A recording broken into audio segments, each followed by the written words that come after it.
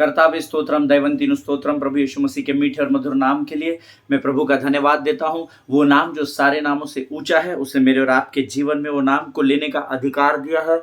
प्रभु ने उद्धार के द्वारा मुझे और आपको यह अधिकार दिया कि हम उस स्वर्गीय पिता को हे अब्बा, हे पिता कहकर पुकार सके। हालेलुया। मैं प्रभु की विश्वास योग्यता के लिए धन्यवाद देता हूँ। उसके उन तमाम उपकारों को मैं स्मरण करता हूँ जो दिन प्रतिदिन परमेश्वर मेरे और आपके जीवन में करता है। आमीन। प्रभु का धन्यवाद हो प्रियो इस सुंदर समय के लिए, जो एक पवित्र दिन फिर एक बार उसने मेरे और आपके जीवन में लेकर आया है, ताकि उस नाम का हम अपने मुख से अंगीकार कर सके, वो नाम जो सारे नामों से ऊंचा कहलाता है। हालेलुया।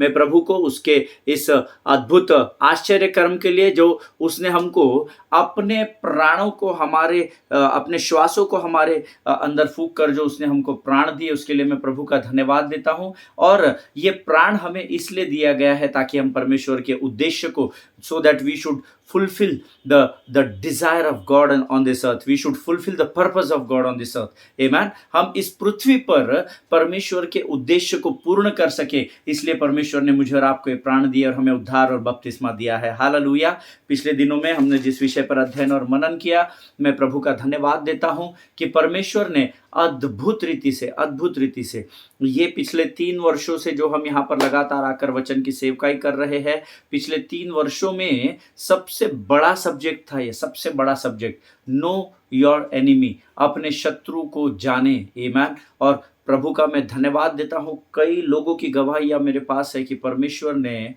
जो बातें कई वर्षों से लोगों को मालूम नहीं थी परमेश्वर शत्रु के विरोध में, उन सारी बातों को परमेश्वर ने रिवील किया, प्रकट किया इस अध्ययन के द्वारा। आमीन।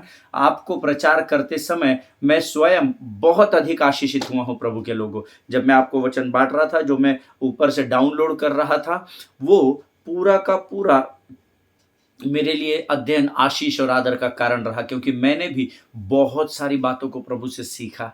हालेलुया। आज प्रियो, फिर एक बार परमेश्वर ने यह पवित्र दिन मेरे और आपके जीवन में लेकर आया है, वो इसलिए ताकि हम उसकी वाणी को नए सिरे से शुरू कर सके, नई बातों को सीख सके। हालेलुया। आमीन। आज से हम एक नए विषय को शुरू करने जा रहे हैं, लेकिन इससे पहले कि ये परमेश्वर का मन्ना हम जो हमारे तक पहुंचाया जा रहा है उसे हम प्राप्त करें और तृप्त हो, क्यों ना पवित्र शास्त्र पढ़कर, कुछ वचनों को पढ़कर हम प्रभु का धन्यवाद करें, परमेश्वर का गुणानुवाद करें और परमेश्वर के जो वचन हम पढ़ते हैं उसके द्वारा कुछ सीखने, बोलने और समझने का प्रयत्न करें। आमीन। आज हमने पढ़ने के लिए जो वचन चुने हैं वो पाए जाते हैं भजन संहिता 113 और उसके 1 से लेकर 8 वचनों को हम पढ़ेंगे। 1 से लेकर 9 वचनों को, इनफैक्ट पूरे वचन हम पढ़ेंगे। भजन संहिता 113 में 9 वचन है, हम पूरे का पूरा भजन संहिता 113 पढ़ेंगे। Psalms chapter 113 verses 1 to 9।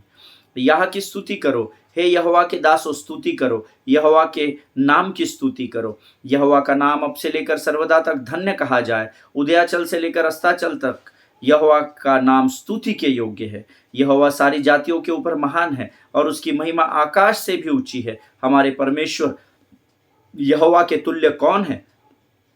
वह तो ऊंचे पर विराजमान है और आकाश और पृथ्वी पर भी दृष्टि करने के लिए झुकता है। वह कंगाल को मिट्टी पर से और दरिद्र को घूरे पर से उठाकर ऊंचा करता है कि उसको प्रधानों के संग, अर्थात अपनी प्रजा के प्रधानों के संग बैठाए। वह बांझ को घर में लड़कों की आनंद करने वाली माता बनाता है। यह की स्तुति करो। हालेलुया। जितनों ने मेरे साथ इस वचन को पढ़ा है, परमेश्वर आप सबों को बड़ी बरकत और बड़ी आशीष दे।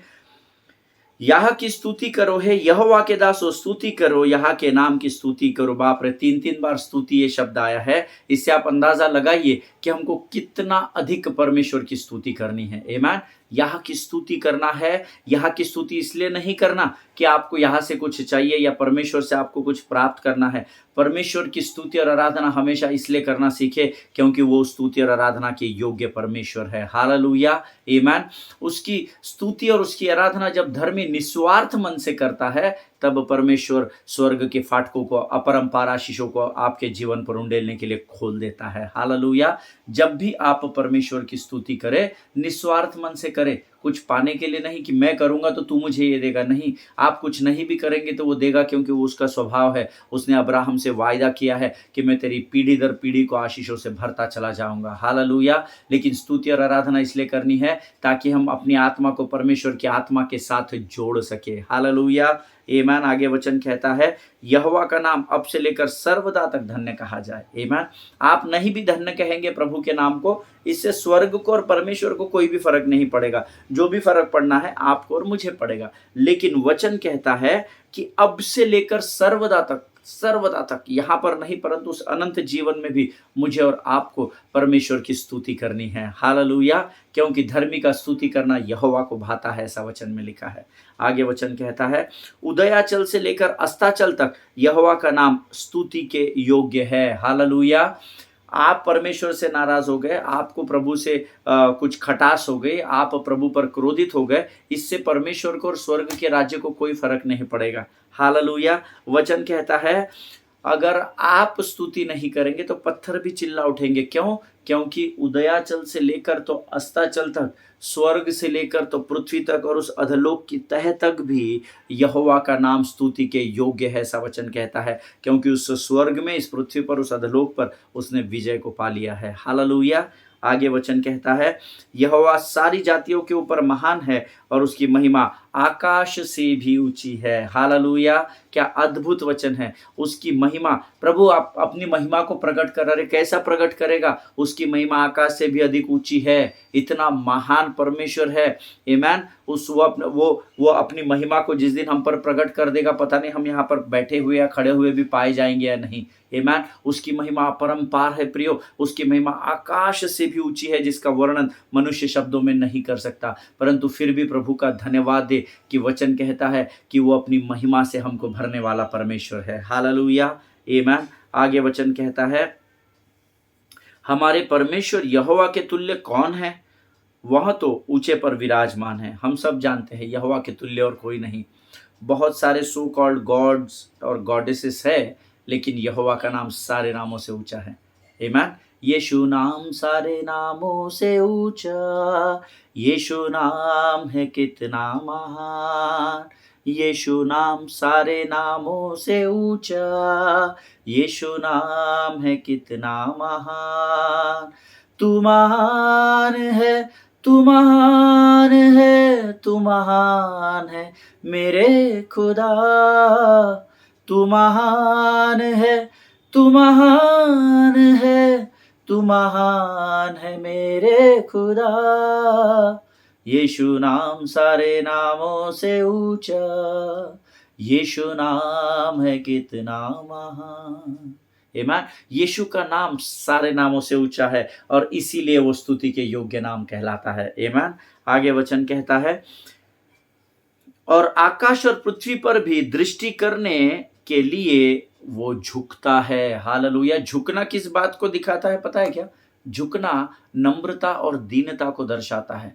ये वचन हमें सिखाता है कि भले ही वो आकाश से भी ऊंचा हो, भले ही वो सर्वश्रेष्ठ परमेश्वर हो, भले ही उसके अलावा और कोई परमेश्वर नहीं हो, लेकिन जब धर्मी आत्मा और सच्चाई से उसको पुकारता है तो वो स्वर्ग से आपकी आवाज़ को सुनने के लिए झुक जाता है। वो अपनी नम्रता को दिखाता है, वो अपनी दीनता को प्रकट करता है। और वचन कहता है, धन्य है वे जो नम्र है, क्योंकि वे ही पृथ्वी पर अधिकार करेंगे, और धन्य है जो मन के दीन हैं, क्योंकि वे पृथ्वी के वारिस बन जाएंगे। हालेलुया! आमीन। आगे वचन कहता है, वह कंगाल को मिट्टी पर से और दरिद्र को घूरे पर से उठाकर ऊंचा करता है। Hallelujah! Let the weak say I am strong, let the poor say I am rich, because of what the Lord has done for us. Give thanks. Amen. हमको हर परिस्थिति में प्रभु का धन्यवाद देना है, क्योंकि जब आप प्रभु को धन्यवाद के बलिदान को चढ़ाते हैं तो प्रभु का वायदा है, वह कंगाल को मिट्टी पर से ऊंचा कर देता है और दरिद्र को घूरे पर से उठाकर ऊंचा करता है। हालेलुया!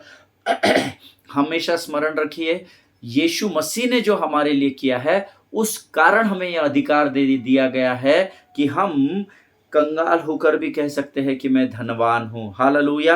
ये क्यों संभव है पता है? क्योंकि परमेश्वर ने वो अधिकार मुझे और आपको सौंपा है। हालेलुया। इसीलिए हर परिस्थिति में परमेश्वर का धन्यवाद करना सीखे। आगे वचन कहता है कि उसको प्रधानों के संग अर्थात अपनी प्रजा के प्रधानों के संग बैठाए। हालेलुया। आप जानते हैं कि क्यों वो कंगाल को घूरे से और दरिद्र को मिट्टी से उठाता है, ताकि उनको ऊंचा करके वो प्रधानों के स्तर पर लेकर जा सके। हालेलुया। इसीलिए पवित्र शास्त्र में एक वचन लिखा गया है, जो पिछले है वो आगे हो जाएंगे। हालेलुया। जो दरिद्र है, जो कंगाल है, वो आगे लाए जाएंगे, क्योंकि परमेश्वर इनको ऊंचाई पर लेकर जाने वाला परमेश्वर है। दूसरा कुरिन्थियों उसका 8वां अध्याय उसका 9वां वचन कहता है, तुम हमारे प्रभु यीशु मसीह का अनुग्रह जानते हो कि वो धनी होकर भी तुम्हारे लिए और मेरे लिए कंगाल बन गया, ताकि उसके कंगाल होने से हम धनी बन जाए। हालेलुया। और उसने इसीलिए ये वचन में लिखा है कि मैं मिट्टी पर से कंगाल को उठाने वाला परमेश्वर हूँ, और बड़े बड़े प्रधानों के संग उनके साथ में भोजन की पंक्ति में उनको बैठाने वाला परमेश्वर हूँ। हालेलुया। आखिरी वचन कहता है,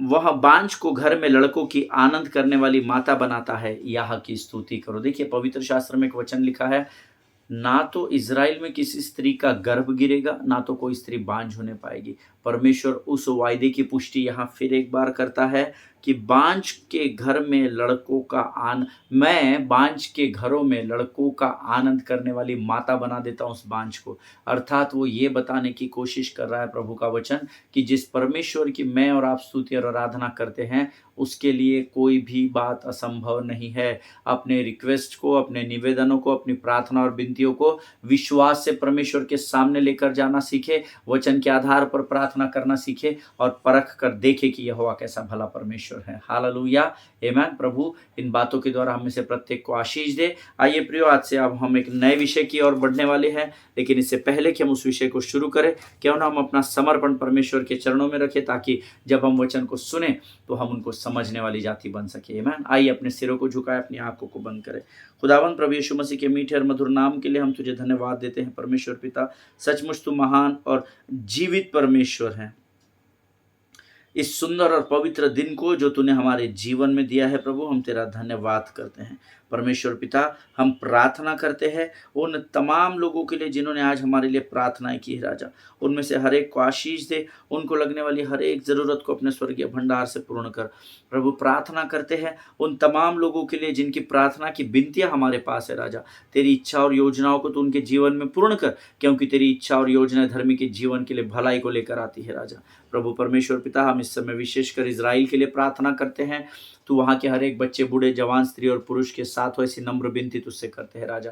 प्रभु वो तेरे लोग हैं, वो तेरी प्रजा है राजा, और तेरा वचन कहता है कि तू अपने लोगों की हानि नहीं होने देगा, उनके तंबू के निकट किसी भी प्रकार की हानि ना आने पाएगी राजा। प्रभु जी, हम प्रार्थना करते हैं वो जितने शत्रु राष्ट्र है प्रभु, जो इन दिनों इजराइल का विरोध कर रहे हैं परमेश्वर पिता, तू उनमें से तू उनके न्याय को अपने हाथों में ले परमेश्वर पिता। प्रभु अच्छे और बुरे के ज्ञान की समझ से तू उनको भर, ताकि वे भी सत्य को जान सके और आज के इजराइल के शत्रु कल के इजराइल का भाग बन जाने पाए परमेश्वर पिता।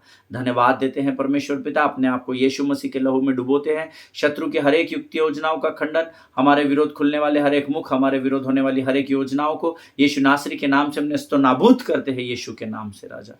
अपना सब कुछ तुझे सौंपते हैं, आगे के समय को तुझे समर्पित करते हुए इस विनती को धन्यवाद के साथ हमारे उद्धारकर्ता जीवित परमेश्वर यीशु नासरी के मीठे और पवित्र नाम में मांगते, सुन और कबूल कर। आमीन। Thank you Jesus. हालेलुया। फिर एक बार इस YouTube के चैनल पर आप सबों का मैं स्वागत करता हूँ। बीते दिनों में हमने शत्रु को जानने की, उसके विरोध, उसके बारे में हर एक बहुत बारीक डिटेल्स को हमने सीखा कि कैसे वो हमारे जीवन पर हावी होने की कोशिश करता है। और मैं प्रभु का धन्यवाद देता हूँ, परमेश्वर ने हमारे जीवन में बहुत सारे भेद की बातों को प्रकट किया। हालेलुया। आमीन। प्रियो, मेरा विश्वास है पिछले 1 महीने से अधिक के समय में जिस विषय पर हम अध्ययन कर रहे थे, परमेश्वर ने आप में से प्रत्येक को आशीष किया है, ऐसा मेरा विश्वास है। आमीन। वचनों को जो गंभीरता से लेते हैं, वचन भी उनको गंभीरता से लेते हैं। आमीन। वचन यानी ही परमेश्वर है, अर्थात जब आप परमेश्वर के वचन को अर्थात परमेश्वर को गंभीरता से लेते हैं तो परमेश्वर भी आपको गंभीरता से लेता है। हालेलुया। आज प्रभु का मैं धन्यवाद देता हूँ। एक विषय पर मैं पिछले कुछ दिनों से बहुत दिनों से उसको पढ़ रहा था, अध्ययन कर रहा था। प्रभु ने उस विषय को हमारे मध्य में लेकर आया है और प्रभु ने मुझे अनुमति दी है कि मैं इन वचनों को आप तक पहुंचाऊं और इस वचन को लेकर परमेश्वर के उपस्थिति में, और मैं विश्वास करता हूं हमारे मध्य में परमेश्वर की उपस्थिति है और प्रभु की उस उपस्थिति में मैं आपके सामने आज हूं। And I want to say praise the Lord to each one of you. और मैं आप सबों को कहना चाहता हूं कि प्रभु की स्तुति हो। और मेरा पूरा विश्वास है, I am very much sure that the sermon which God has brought in between us, हमारे मध्य में परमेश्वर जिस वचन को लेकर आया है उस वचन के द्वारा मैं और आप खात्री से आशीषों को पाने जा रहे हैं। हालेलुया। क्योंकि परमेश्वर का वचन व्यर्थ ठहर कर जमीन पर नहीं गिरता है। हालेलुया, आमीन।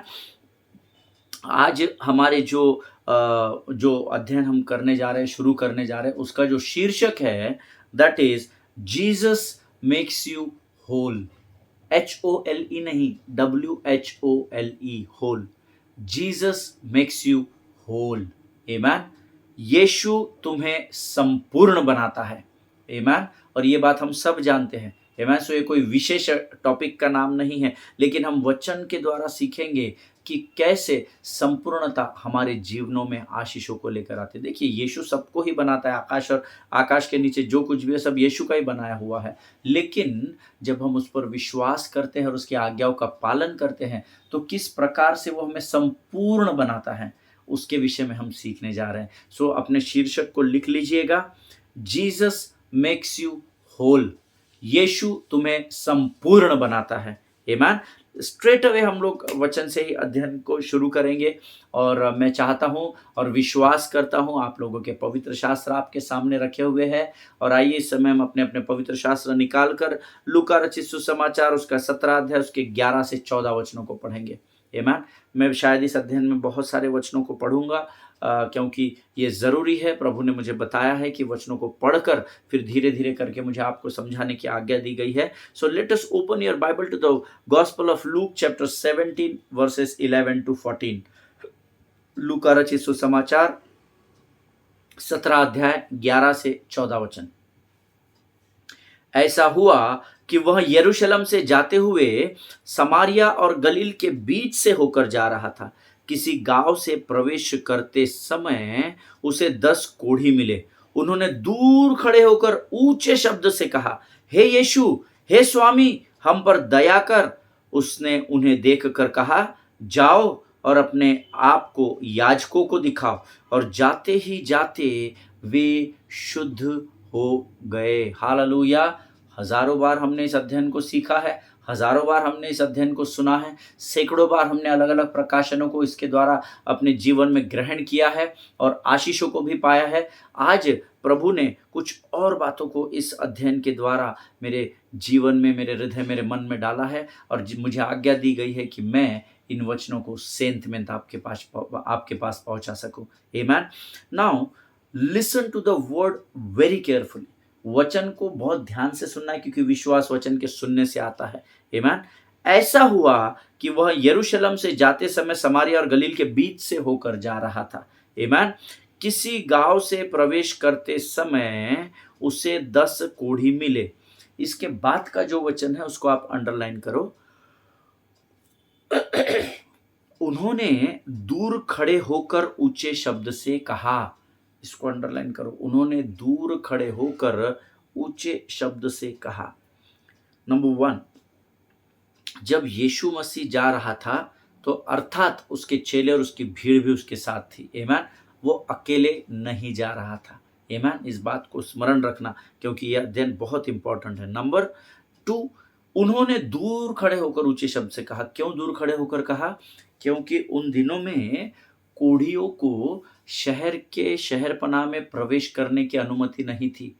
ये एक भयंकर बीमारी थी। इस पृथ्वी पर की सबसे भयंकर बीमारी उन दिनों में कोढ़ की बीमारी। इसीलिए वो दूर खड़े थे और दूर से वचन कहता है उन्होंने सामरिया और गलील के बीच का एक रास्ता है, जो लोग इज़राइल जाकर आए हैं उनकी आँखों के सामने अभी वो रास्ता होना चाहिए। मैं जाकर आया हूँ, मुझे पता है कि वो कौन-सा रास्ता है क्योंकि मैं इस रास्ते पर चला हूँ। और वचन कहता है इस समारिया और गलील के बीच से जब वो किसी गाँव में प्रवेश कर रहा था, तो इस गाँव के शहरपनाह पर कुछ कोढ़ी होंगे, क्योंकि उनको शहरपनाह के अंदर आने की अनुमति उन दिनों में नहीं होती थी।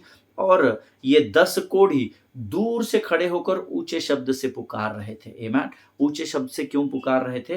क्योंकि यीशु के आस-पास बहुत भीड़ रही होगी और काँव-काँव बहुत सारे लोग बातें कर रहे होंगे और चेले-चपाटे भी आजू-बाजू एक-दूसरे से बात कर रहे होंगे। शायद भीड़ भी यीशु से कुछ पूछ रही होगी, बातचीत कर रही होगी। और हो सकता है यह सोचकर कि शायद यीशु मसीह तक हमारी आवाज़ ना जाए, वचन कहता है उसने या उनमें से एक ने चिल्लाकर नहीं, उन्होंने चिल्लाकर कहा। अर्थात 10 के 10 लोगों ने यीशु मसीह को चिल्लाकर कहा। क्यों कहा? वो गुस्से से चिल्ला नहीं रहे थे, इसलिए क्योंकि उसके आस-पास बहुत भीड़ थी और उनकी आवाज़ उस तक पहुँचनी चाहिए, इसलिए ये 10 के 10 चिल्लाकर कहने लगे, ऐसा वचन में लिखा है। आमीन। देखिए, परमेश्वर सारे 10 लोगों को, फॉर एग्ज़ाम्पल आपकी और मेरी, हम सबकी प्रार्थनाओं को परमेश्वर सुनता है। लेकिन जब आप हृदय से, मन से उस प्रार्थना को परमेश्वर के सामने चिल्लाकर अंगीकार करते हैं, परमेश्वर ठहर जाता है, आपकी प्रार्थना को सुनता है और अपनी योजना के अनुसार आपकी प्रार्थना का उत्तर हाँ और आमीन में ही देता है। हालेलुया! जिनके सुनने के कान हो वो सुन ले। लोग शर्माते हैं, ज़ोर से प्रार्थना करने शर्माते हैं। जब पास्टर ऑल्टर कॉल देते हैं, वर्शिप लीडर ऑल्टर कॉल देते हैं, आप आइए, परमेश्वर आपको सामने बुला रहा है, आइए हम प्रार्थना करेंगे। बहुत फिंगर काउंटिंग लोग होते हैं जो जाते हैं। उनमें से भी बहुत कम होते हैं जो शुद्ध मन के साथ जाते हैं। कुछ तो तामझाम दिखाने जाते हैं। अरे वाह! मैं भी कैमरे में आ जाऊँगा, अच्छा चलो बुला मैं भी चला जाता हूँ। लेकिन जो लोग सच्चे अंतःकरण या शुद्ध हृदय के साथ आते हैं, परमेश्वर उनकी पुकार को सुनता है। ये कोढ़ की बीमारी से ग्रसित 10 लोग इतने तकलीफ में थे कि उन्होंने चिल्लाकर उसको कहा, हे यीशु, हे स्वामी, हे दाऊद की संतान, हम पर दया कर। उसने उन्हें देखकर कहा, जाओ और अपने आप को याजकों को दिखाओ। और जाते ही जाते वे शुद्ध हो गए। हालेलुया! आमीन। प्रियो, हम सब ने पवित्र शास्त्र पढ़ा है और जितना अध्ययन मैंने इस पर किया है उसके अनुसार this was the commandment that Jesus ever gives anywhere else in the Bible. Hallelujah! ये एक वो मुख्य आज्ञा है, ये वो आज्ञा इसने 10 लोगों को दी जो शायद ही पूरे पवित्र शास्त्र में कहीं और परमेश्वर ने दी होगी। आमीन। शायद ही दी भी होगी तो मेरे माइंड से शायद स्किप हो रहा होगा, लेकिन ये पहली आज्ञा थी जब उसने खुद चंगाई न करते हुए कहा, जाओ और याजकों को दिखाओ। हालेलुया! तो क्या इसका अर्थ यह है कि यीशु मसीह से ज़्यादा सामर्थ्य उन याजकों के पास था? नहीं, उस यीशु के मसीह से ज़्यादा सामर्थ उस आकाश, इस पृथ्वी और उस अधोलोक में किसी और के पास नहीं है। हालेलुया! लेकिन मैं जब इसको अध्ययन कर रहा था तो मेरे अध्ययन में मैंने ये पाया कि this was the first commandment ever given in the book of life. जीवन के इस पवित्र शास्त्र के इस पुस्तक में ये पहली बार ऐसा कहा गया है जब यीशु से कोई कह रहा है कि हमें चंगा कर या स्वामी हम पर दया कर, तो यीशु उनको बोलता है, जा रे बाबा, याजकों को जा करके तुम दिखाओ। आमीन। यीशु मसीह ने इससे पहले भी कई लोगों को चंगाई दी थी, लेकिन कभी भी उसने किसी को भी याजक के पास जाने के लिए नहीं कहा था। हालेलुया! जिनके सुनने के कान हो वो सुन ले। जब आप पवित्र शास्त्र पढ़ते हैं ना, क्वेश्चन की लिस्ट होनी चाहिए आपकी पिता से पूछने के लिए। आप बोलते हैं प्रभु हमसे बातचीत नहीं करता क्योंकि आप उससे बातचीत नहीं करते हैं।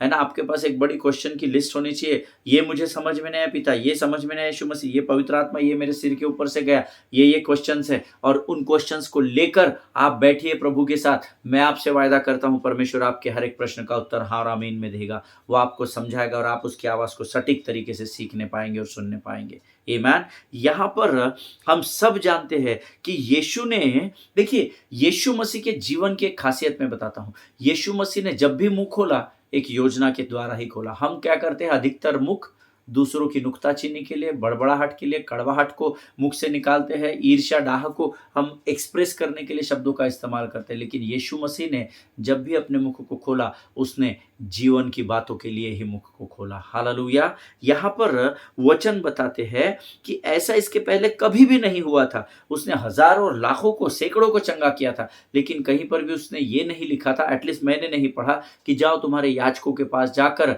फिर तुम चंगाई को प्राप्त करो। आमीन। और आगे अगर आप वचन पढ़ेंगे तो लूका रचित सुसमाचार उसके 15 और 16 वचन, हमने अभी तक 14 तक पढ़ा, 15 और 16 में लिखा है, तब उनमें से एक यह देखकर कि मैं चंगा हो गया हूं ऊंचे शब्द से परमेश्वर की बड़ाई करता हुआ लौटा और यीशु के पांव पर मुंह के बल गिरकर उसका धन्यवाद करने लगा और वह सामरी था। हालेलुया। आमीन। अंतिम लाइंस को आप अंडरलाइन कर ले, अंतिम बातों को, वह एक सामरी था। Specifically it is mentioned in the Bible that he was Gentile, he was not Jewish. Amen.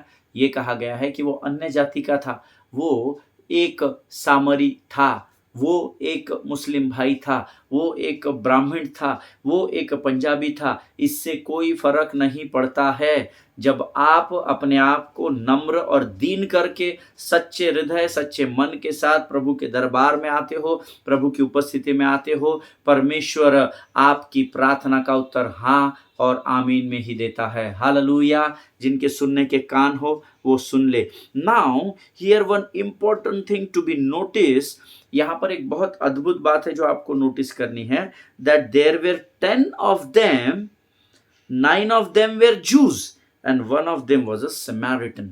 Amen. 10 लोगों ने एक साथ चिल्लाकर प्रभु से दया मांगी, उसमें से 9 लोग तो यहूदी थे, जूइश थे, लेकिन एक जो था वो समैरिटन था, अर्थात सामरी व्यक्ति था, और वो केवल एक ही था जो प्रभु को धन्यवाद की भेंट देने वापस आया था। हालेलुया। आमीन। जिनके सुनने के कान हो वो सुन ले। वो एक ही था जो उस 10 की भीड़ में से वापस प्रभु के और उसको धन्यवाद के बलिदान देने आया था। आमीन।